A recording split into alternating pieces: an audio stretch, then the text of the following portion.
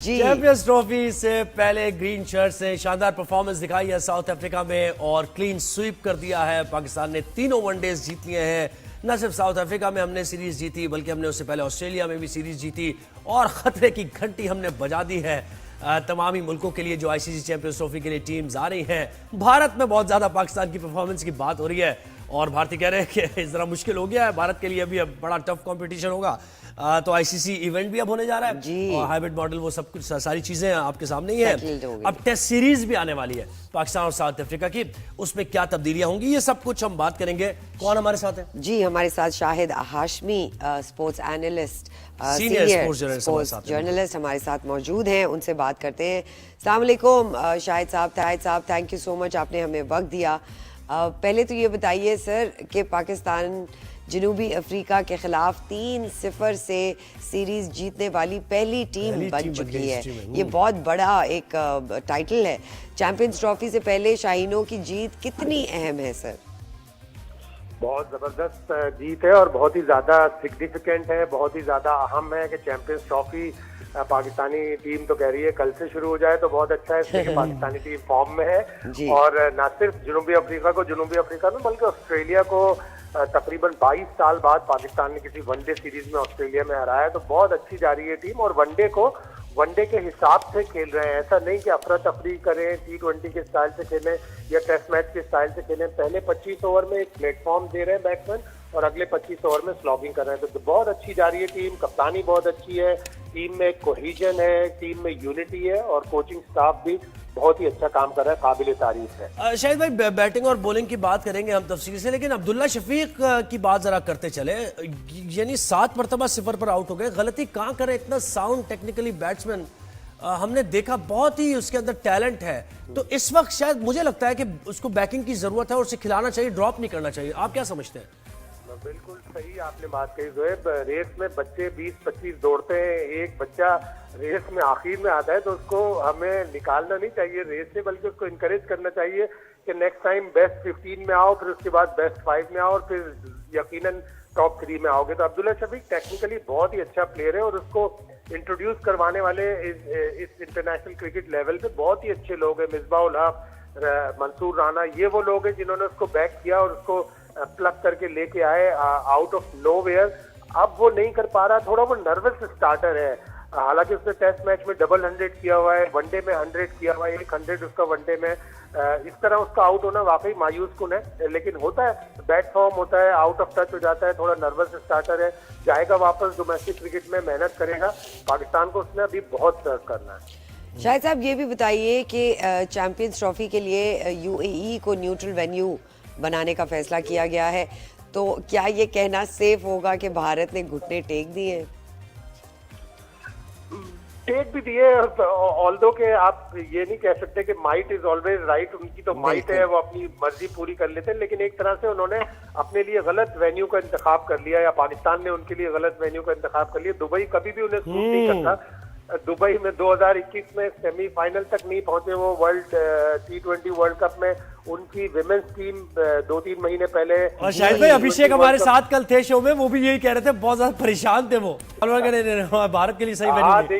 देखिएगा इंशाल्लाह आप मेरे वर्ड मार्क करके रखिए। आज 24 दिसंबर 10 बजे से पहले मैं आपको कह रहा हूँ कि दोनों मैच इंशाल्लाह इंडिया हारेगा, न्यूजीलैंड से भी, पाकिस्तान से भी। बस ये लिख लिया मैंने, शाहिद भाई लिख लिया मैंने। और ये हाइब्रिड मॉडल उनके साथ चला जाएगा इंडिया इंशाल्लाह। अच्छा, ये जो मुआहिदा हुआ है ये भी कितनी बड़ी पाकिस्तान के लिए एक फतह है कि भाई न्यूट्रल मकामात पर होने वाले मैचेस के लिए इजाफी अखराजात भी आईसीसी देगा, रकम बढ़ाएगा, और जो पीसीबी को माली नुकसान पहुंचाने की जो कोशिश थी वो भी नाकाम हुई।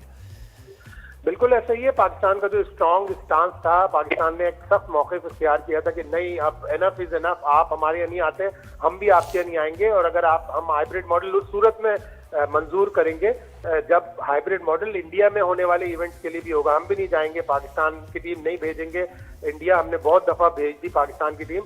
तो अब ये हाइब्रिड मॉडल इस तरह से होगा कि पाकिस्तान भी नहीं जाएगा और पाकिस्तान को ना तो माली नुकसान होगा, ना कोई ऐसी चीज होगी। लेकिन ये दोनों मुल्कों के लिए अगर विन विन सिचुएशन है, आईसीसी के लिए विन विन सिचुएशन है, उन मिलियंस ऑफ फैंस के लिए ये बहुत बड़ा लॉस है। जो इंडिया के प्लेयरों को, रोहित शर्मा को, विराट कोहली को, ऋषभ पंत को, बुमराह को पाकिस्तान में लाहौर में खेलते देखना चाहते थे। मेरी मोहम्मद आमिर से बात हो रही थी, मोहम्मद आमिर ने कहा कि मैं तो इतना दुखी हो गया कि अगर विराट कोहली आ रहे होते तो मैं उन्हें अपने घर पे डिनर खिलाता। बिल्कुल ऐसे। अच्छा, एक और चीज, अभी जो टेस्ट होने जा रहा है साउथ अफ्रीका के खिलाफ, अब ये दोनों स्पिनर्स हमारे, अबरार भी अच्छा और सुफियान भी अच्छा परफॉर्म कर रहे हैं वनडेज में, लेकिन दो हमारे टेस्ट के स्पिनर्स हैं जिन्होंने पाकिस्तान में सीरीज हमें जितवाई है। तो तब्दीली आप समझते हैं कि बनती है या फिर हमें कंटिन्यू करना चाहिए इसी को आईसीसी तक एटलीस्ट? मेरा ख्याल है जो वाइट बॉल के बॉलर्स हमेशा अलग रखने चाहिए। आपने देखा कि वाइट बॉल में जब आया बरार, किस फ्रेशनेस के साथ वो बॉलिंग कर रहा है, सुफियान मुकीम किस फ्रेशनेस के साथ बॉलिंग कर रहा है, शाहीन शाह अफरीदी, नसीम शाह, हारिस रऊफ, ये कितनी फ्रेश होकर बॉलिंग कर रहे हैं। अब शाहीन शाह अफरीदी साउथ अफ्रीका के खिलाफ, वेस्ट इंडीज के खिलाफ टेस्ट मैचेस भी नहीं खेलेंगे, तो इमेजिन करें शाहीन शाह अफरीदी, फ्रेश शाहीन शाह अफरीदी 2 माह के बिल्कुल फ्रेशनेस के बाद दुबई में इंडिया के ऊपर अटैक करेगा। जी। अच्छा, अब भाई आईसीसी की सब बात हो गई, अब जरा मैं प्रोड्यूसर साहब जरा ये साइम अयूब की बैटिंग जरा चलाएं आप। शाहिद भाई का तजर्बा जो है उससे हम फायदा उठाएंगे और पूछेंगे कि कहाँ से ये टैलेंट हमारे पास आया है, और ये तो लेजेंड इन द मेकिंग है।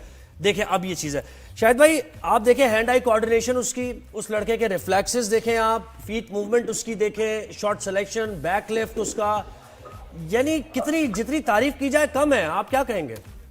बहुत जबरदस्त जो है, बहुत ही अच्छा प्लेयर है और डाउन टू अर्थ लड़का है, ह्यूमिलिटी है।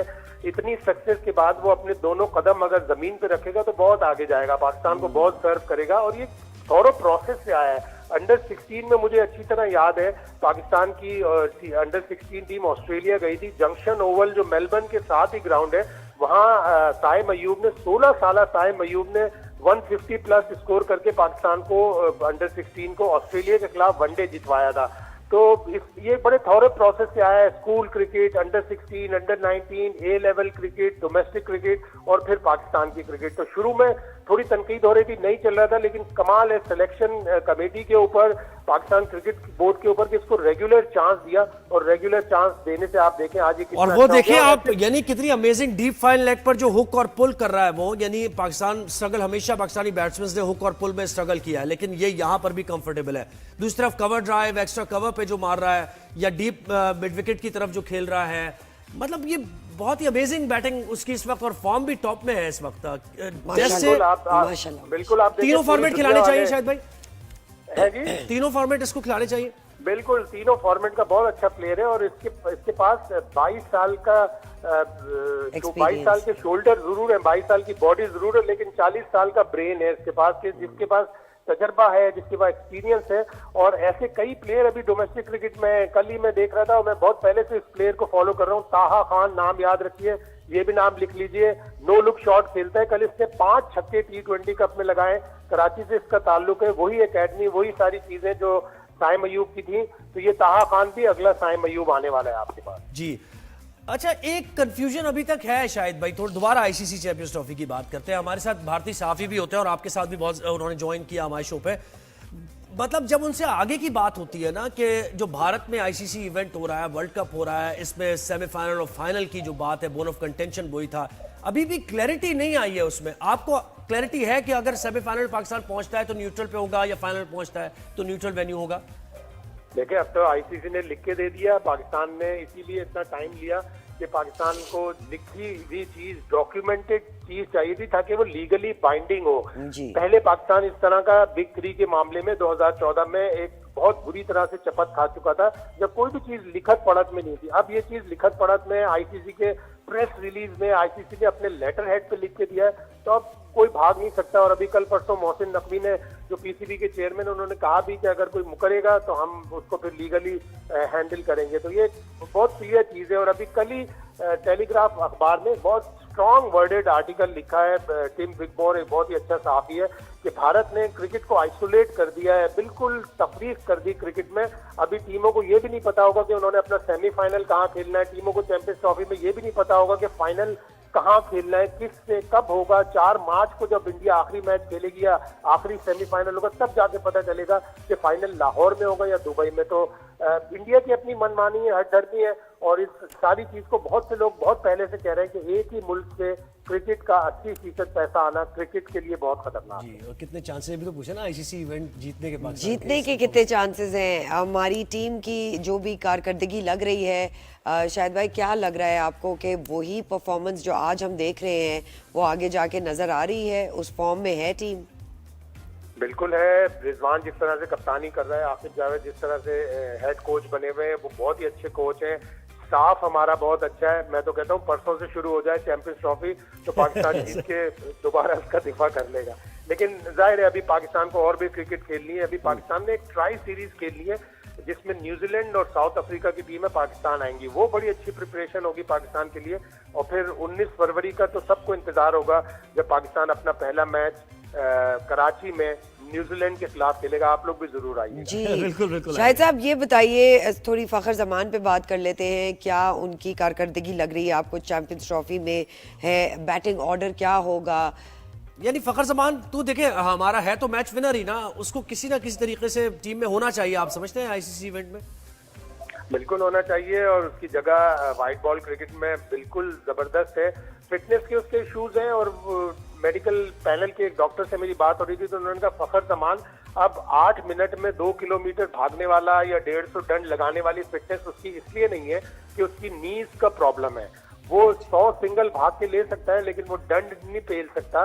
तो कुछ प्लेयरों को, कुछ अच्छे इम्पैक्ट के प्लेयरों को जो इम्पैक्ट डालते हैं, जो कभी भी कहीं से मैच जितवा सकते हैं, उन प्लेयरों को थोड़ा सा फिटनेस में रिलैक्सेशन देना पड़ेगा। और फास्ट बॉलिंग में वो परफॉर्मेंस थोड़ी सी मिसिंग दिखाई दे रही है। प्रिडिक्टेबल शाहीन शाह अफरीदी लग रहे हैं। हारिस का तो शुरू से ही ये थोड़ा सा प्रॉब्लम है कि स्विंग वो नहीं कर पाते हैं, पेस है उनके पास। लेकिन पाकिस्तान में क्योंकि विकेट्स बैटिंग होंगी तो यहां भी हमें देखना होगा कि अगर कोई मजीद को बॉलर्स हम इंडक्ट कर सके एज अ बैकअप।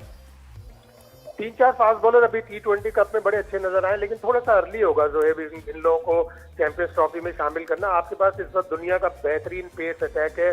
पाकिस्तान की फ्लैट पिचेस जरूर होंगी लेकिन जब इधर रिवर्स स्विंग होती है तो लोग हैरान हो जाते हैं। एंड्रिक क्लासन जो जनूबी अफ्रीका के बेस्ट प्लेयर थे वो एकदम हैरान हो गए कि मैंने इतनी रिवर्स स्विंग कभी भी नहीं देखी अपने करियर में। और पाकिस्तानी फास्ट बॉलर इसी तरह हैरान करते हैं रिवर्स स्विंग के जरिए। राइट शाहिद भाई ये बताइए कि 6 जनवरी को वेस्ट इंडीज भी आ रही है टेस्ट मैचेस के लिए, उनकी क्या आप परफॉर्मेंस के लिए बात करेंगे? उनके लिए तो हमारे दो स्पिनर साजिद खान और नुमान अली काफी होंगे। जिस तरह इंग्लैंड को हमने हराया, वेस्ट इंडीज की टीम इतनी पावरफुल टीम नहीं है, इतनी स्ट्रांग टीम नहीं है। वो वर्ल्ड टेस्ट चैंपियनशिप में 9वें नंबर पर है, हम माशाल्लाह से 7वें नंबर पर हैं। तो ये एक ऐसी सीरीज है जिसको कहते हैं ना कि बेगानी शादी में अब्दुल्ला दीवाना, दोनों टीमें वर्ल्ड टेस्ट चैंपियनशिप के फाइनल में तो नहीं पहुंच सकती लेकिन अपनी कारकर्दगी बेहतर करके पाकिस्तान कम से कम 6ठे नंबर पर फिनिश कर सकता है। पहले साइकिल में पाकिस्तान 6ठे पे फिनिश हुआ, दूसरे में 7वें पे। तो फिर अगर 6ठे पे फिनिश होगा तो एटलीस्ट कम से कम हमारी फेस सेविंग हो जाएगी। अच्छा, जो बातें याद आती जा रही है, शायद भाई सवाल करते जा रहे हैं, कभी हम आपको आईसीसी चैंपियंस ट्रॉफी में लेके जाते हैं, हम आगे पीछे जा रहे हैं। ये हसनैन का मुझे आउट अभी याद आ गया। आपने रिवर्स स्विंग की बात की, वेंदर डूसन को उसने आउट किया और उस वक्त डूसन बड़े यानी सेट हो गए थे क्रीज पर। रिवर्स किया था बॉल और हसनैन के अंदर वो निप नजर आया था। उसको रखना चाहिए टीम में, आप क्या समझते हैं? बिल्कुल, चैंपियंस ट्रॉफी की मेरी टीम में तो हसनैन बिल्कुल होगा। उसके साथ थोड़ा सा एक प्रॉब्लम ये रहा हालांकि 2018-2019 से वो क्रिकेट खेल रहा है, उसे रेगुलर चांस नहीं मिला। अगर उसे 5-6 वनडे 5-6 T20 एक साथ मिलेंगे तो वो अपनी टीम में जगह पक्की करेगा। दोनों टीमों में, साउथ अफ्रीका और पाकिस्तान दोनों टीमों में सबसे तेज तरीन स्पीड 150-151 हसनैन की ही थी। जब वो विकेट टू विकेट बॉलिंग करेगा वो अनप्लेएबल होगा। शाहिद भाई आपसे आखिरी सवाल है। मोहसिन नकवी साहब ने कहा कि चैंपियंस ट्रॉफी के दौरान कोई सरप्राइज है, वो क्या सरप्राइज है? कोई कराची के लिए, कराची वालों के लिए सरप्राइज है, वो क्या सरप्राइज है सर? मैंने इसके ऊपर इतनी तवज्जो नहीं दी लेकिन मेरा ख्याल ये है कि वो अगर कराची वालों को सरप्राइज देना चाहते हैं तो 3-4 हजार टिकट फ्री हम सब मिलके देखेंगे मैच। शाहिद हाशमी, बहुत शुक्रिया आपका शाहिद भाई, क्या बात है आपकी, जबरदस्त। Thank you so much senior sports Shahid Hashmi साहब ने हमें कितना अच्छा तज्जिया दिया। बिल्कुल ऐसा ही है।